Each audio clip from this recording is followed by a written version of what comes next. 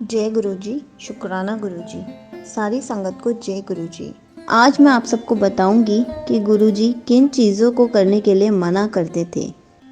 गुरु जी की महिमा का क्या वर्णन करूं? हर सांस जिनकी कृपा से चलती हो, उनके बारे में कोई क्या और कैसे बोल सकता है। हम तो बस कुछ अल्फाजों का इस्तेमाल करके गुरु जी की बातें संगत तक पहुंचाने की कोशिश करते हैं। गुरु जी की बातें हम इंसानों को तब ही समझ में आती हैं जब गुरु जी समझाना चाहते हों।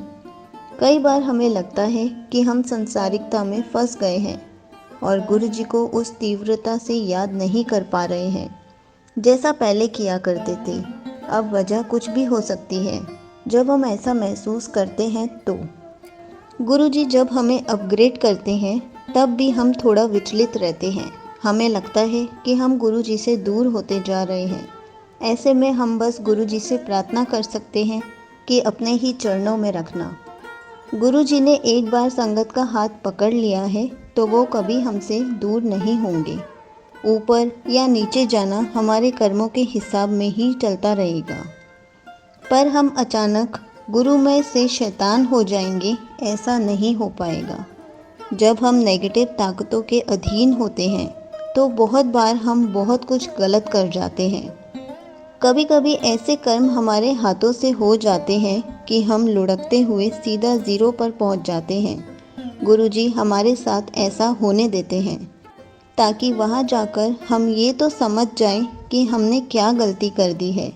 ऐसा भी कई बार होता है कि हम नेगेटिव काम करते होते हैं और गुरुजी हमें बहुत बार बताते हैं कि तुम गलत कर रहे हो। हमारी जमा ब्लेसिंग्स खर्च करके उन्हें उम्मीद होती है कि हम अपनी गलती का एहसास करेंगे, तो हम तुरंत अपना गलत ट्रैक छोड़कर सही ट्रैक पर आ जाएंगे।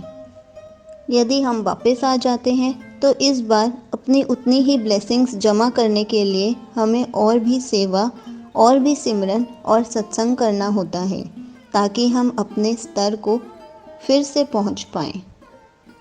यदि हमने किसी का दिल दुखाया या किसी के साथ बुरा व्यवहार किया, फिर भी उसी तरह से गुरु जी को अपने साथ महसूस कर पा रहे हैं, तो मान लें कृपा हम पर गुरु जी की हुई है।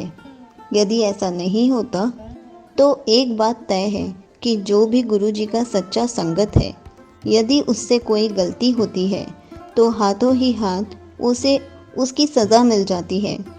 ये सज़ा ही हमें बताती है कि हमारी गलती कितनी बड़ी थी।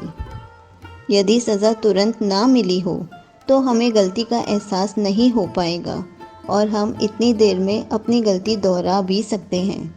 इस कारण हमारे गुरुजी से प्रार्थना ही होनी चाहिए कि यदि हमारी गलती माफ़ी योग्य हो तो हमें माफ़ कर दीजिए, पर गलती का एहसास ज़रूर करा दीजिएगा। यदि हमारी गलती माफ़ी योग्य नहीं है तो जो भी सज़ा हो उसे तुरंत दे दें और हम उस सज़ा को पॉजिटिव तरीके से कबूल कर लें। ये यात्रा कोई ऐसी नहीं है कि सुबह हम अच्छे इंसान हैं और शाम को बेकार। यदि हम अच्छे हैं तो हम सभी के लिए अच्छे ही होंगे। यदि हम कुछ लोगों या संगत के साथ तो अच्छा व्यवहार करते हैं, पर बाहर की दुनिया में जहाँ कहीं कड़वाहट मिली, फट से हम बुरे इंसान बन गए। यदि ऐसा हो रहा है तो हम समझ लें कि अभी भी हमारा सफ़र बहुत लंबा है, एक अच्छे इंसान में बदलने का सफ़र। जीवन पर्यटन चलता रहेगा। गुरु जी ने जितने गुण हमें कम से कम विकसित करने की ज़रूरत बताई है, उतना तो हम ज़रूर कर लें। किसी का दिल ना दुखाएं, ये सबसे बड़ी ज़रूरत है। ये आ गया यदि हमारे स्वभाव में, तो हम खुद ब खुद बाकी गुणों में अपने को ढालते चले जाएंगे। यहाँ इफ़ और बट लगाया तो सैकड़ों सवाल सामने आ जाएंगे कि ऐसा हुआ तो क्या करना है, वैसा किसी ने किया तो क्या करना है। सबका एक ही सरल जवाब है कि यदि अपने गुरु पर भरोसा है तो हमारा दिल कोई कितना भी दुखाए, हम किसी का दिल ना दुखा पाएं। गुरु जी से ये ब्लेसिंग्स मांगनी है। रही बात इफ़ और बट वाली, तो सवाल तो कुदरत में है जवाब देने के लिए। एक बार समर्पण कर दिया फिर पूरी प्रकृति को लगा देंगे गुरुजी अपनी एक संगत के दिल को संभालने के लिए। गुरुजी बहुत ही प्रैक्टिकल हैं। ये बात हमें नहीं भूलनी चाहिए। हमारे कर्म को कटवाते वक्त वो हमें ये साझा भी करते हैं कि अभी वाली परेशानी हमारे कर्म को कटवाने हेतु दी गई है, और साथ ही साथ कुछ खुशियाँ भी दे देते हैं, छोटे समय के लिए ही सही, पर सिर्फ ये एहसास दिलाने की जब कर्म की गठरी थोड़ी सी ढीली हुई तो ये खुशियाँ नसीब हुई। यदि सारे कर्म ही कट जाएंगे तो हम कितना ज़्यादा खुशी ले पाएंगे। एक छोटा सा प्रोत्साहन हम इंसान को अपने आगे कर्म कटवाने को बढ़ा देता है। ऐसे भी कलयुग में तो कोई मंदिर में जाकर दर्शन करता है तो इस उम्मीद से कि अभी का अभी उसकी विश पूरी हो जाएगी। गुरु संगत यदि अपने कर्म कटाने के फल के रूप में खुशी देख पा रही है तो कभी नहीं होते देखा, जो वो सिर्फ हमारे गुरुजी ही कर सकते हैं। गुरुजी कहते हैं कि जब संगत को कोई घाव होता है तो गुरुजी उसे बढ़ा देते हैं, जैसे उसी से कर्म भी कट जाए। हम सोचते हैं कि ये छोटा सा घाव इतना लंबा क्यों खींच रहा है, पर हमारे गुरुजी के तरीके बहुत अनोखे होते हैं। कर्म कटवाना है तो थोड़ी तो तकलीफ होगी ही, अब अलग से कोई बीमारी या कुछ और परेशानी क्यों देनी। जो आया है समय के साथ उसे ही बढ़ाकर कटवा देते हैं हमारे कर्म। इसी तरह जब हमारी तबीयत बहुत ख़राब होती है तो हम कहते हैं कि गुरुजी है ना, वो देख लेंगे। गुरुजी सही में देख लेते हैं कि हम उस परेशानी को झेल पाने की स्थिति में हैं या नहीं। यदि हमारे पास बहुत थोड़ा वक्त है तो इस परेशानी को बढ़ा देते हैं, जैसे कि हम जीते जी ही कर्म काट लें। यदि हमारे पास थोड़ा ज़्यादा वक्त है तो शायद वो परेशानी की तीव्रता कम कर दे, जिससे हमें एक समय में थोड़ा कम ही तकलीफ सहना पड़े। ये सब गुरुजी हमारी ब्लेसिंग्स को ही खर्च करके करते हैं। ब्लेसिंग्स की गुल्लक तो हम तभी गुरुजी को थमा देते हैं जब हम गुरुजी को समर्पण करते हैं, ये कहते हुए कि हमारे गुरुजी हमारे पास इतनी बुद्धि या विवेक शक्ति नहीं है कि हम समझ पाएँ कि कब और कहाँ अपनी ब्लेसिंग्स खर्च करनी है।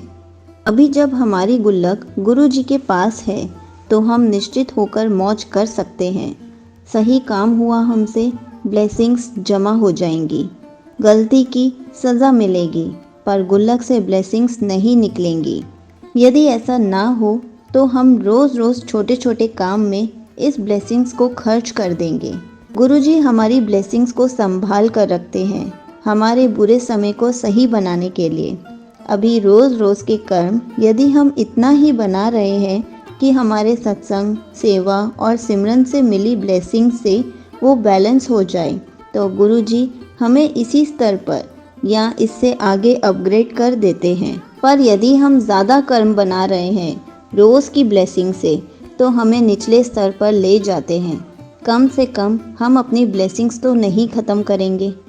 गुरुजी की लीला अनगिनत है, हम बस उतना ही बोल पाते हैं जितना बुलवाया जाता है। आगे तो रोज़ नित नया कुछ होता ही रहता है, बस अपनी दृष्टि उधर करने की देर है। सब कुछ शेयर करना है तो एक संगत जी के छोटे से लोभ की बात शेयर करती हूँ। संगत जी के घर बहुत मोर आते थे। 2 साल पहले ढेर सारे पंख देकर गया एक मोर, इस बार भी गिरा रहे हैं। संगत जी और पड़ोस के बीच एक पीपल का पेड़ है, जिससे कभी पंख इधर कभी पंख उधर बिखर जाते हैं। आज तो बस अद्भुत दृश्य था। उस पार पूरी धरती पर पंख बिछे हुए थे। देखकर संगत जी का मन लोभित हो गया। पड़ोस में कोई फैमिली नहीं है तो संगत जी मान कर चली कि पड़ोसी को इन पंखों का क्या इंटरेस्ट हो सकता है, तो सारे पंख संगत जी ने उठा लिए। कुछ समय बाद एहसास हुआ कि लोभ में ये कैसा गलत काम कर डाला। यदि उनके नसीब में वो पंख होते तो उनकी ही साइड में गिरते। ये किसी और की अमानत है। मोर के पंख तो ब्लेसिंग्स के रूप में भी देखा जाता है, जिसे माफ़ी के साथ लौटाना है। बहुत ही छोटी वस्तु या घटना पर सीख कितनी बड़ी गुरुजी सिखा गए। गुरुजी का लाख लाख शुक्राना कि संगत जी ने चिंतन किया और अपनी गलती में सुधार किया। प्रकृति भी खेल खेलती रहती है। हम सुधरना चाहें तो हर वस्तु से कोई ना कोई सीख भिजवा देगी। बस अपनी सोच से इस बात को जगह देनी होगी कि हम परफेक्ट नहीं हैं और हमें अभी भी सुधार की आवश्यकता है। जय गुरु जी। शुक्राना गुरु जी।